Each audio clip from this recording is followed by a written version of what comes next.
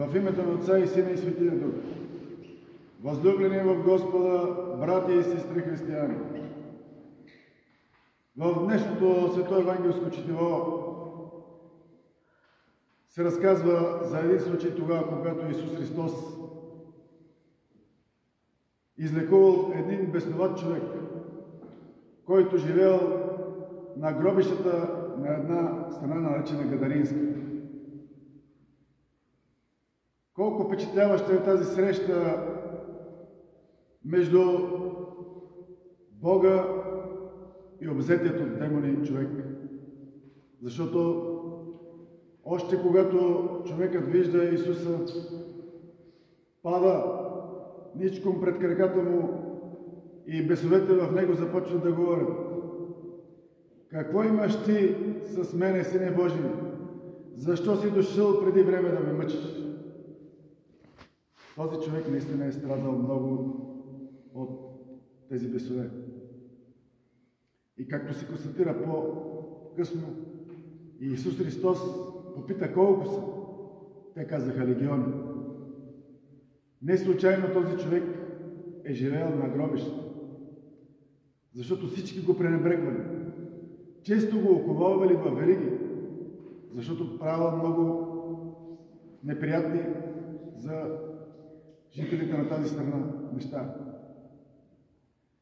Но бесовете помолили Исуса Христа, като ги изгони от този човек, да отидат в близко пасящото стадо свини. И Исус им позволил. Стадото вече е обладано от тези бесове, се сурнало в езерото и се удавило. Гадаринците какво направили? Гадаринците съжалили за издаваните си свини и отишли при Исуса и казали да си отида от тях. Помоли го да си отида от тях. Виждате, брати и сестри, вместо да се възрадват, че един тяхен съгражданин е бил изцелен и е бил развързан от оковите на тези бесове, те помолили Исуса да си отида.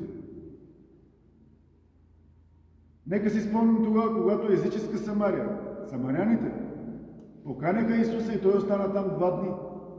Езичните самаряните за юдеите тогава са били езичници. Те помолиха Исуса да отиде при тях 2 дни. Там проповядваше след срещата с самарянката. А тези гадарински жители помолиха Исуса да си отиде. И той си отиде. И Исус Христос казва: който иска да върви след мене, а не се налага и на никого не се натрапва. Както се казва в Словото, той чука на портата на всяко човешко сърце. И който го приеме, при него влиза. И с него е. И него благославя. И нему благодат дава. А тези гадаринци са за съжаление. Защото те първо започнаха да страдат от това, че са изгубили свините си. И второ, като че ли малко се поуплашиха. Да не би той пък Исуса да им навреди и на тях да направи нещо. Суеверие, може би, някакво. Но главният претекст да го помолят да се отиде е привързаността към свините, а не към човека, за съжаление. Като говорим за този случай, брати и сестри, ние не можем да не се пренесем и в днешни дни.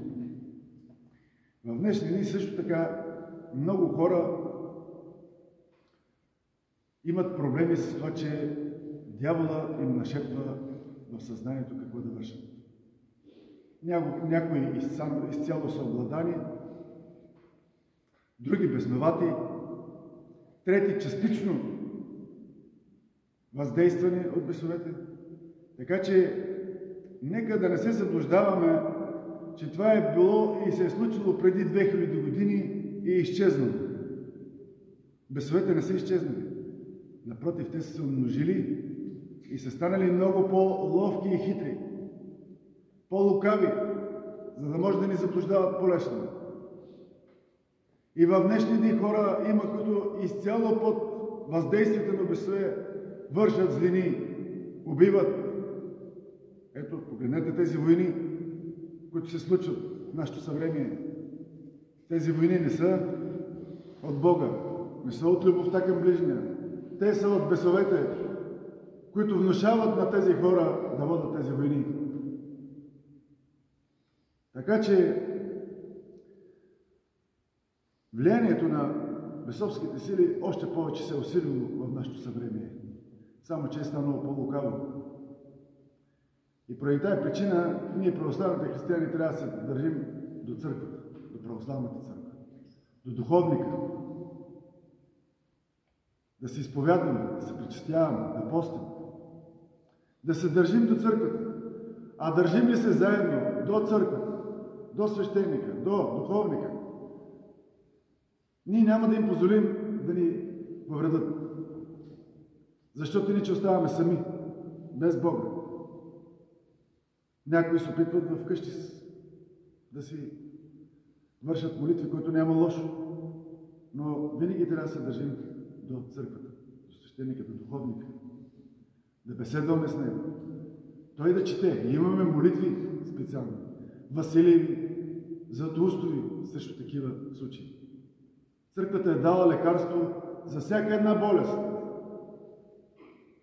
Този требник е толкова богат на молитви. Всеки един човек може да получи изцеление, независимо от каква болест страда. С помощта на Бог, разбира се. Свещеника е само едно грешно уреди. Така че, нека помним този случай и да усилваме молитвата тогава, когато усетим, че бесовете започват да ни влияят. Защото те се опитват се навсякъде, във всяка една човешка душа. Но от нас зависи доколко ще им позволим. Амин. Амин.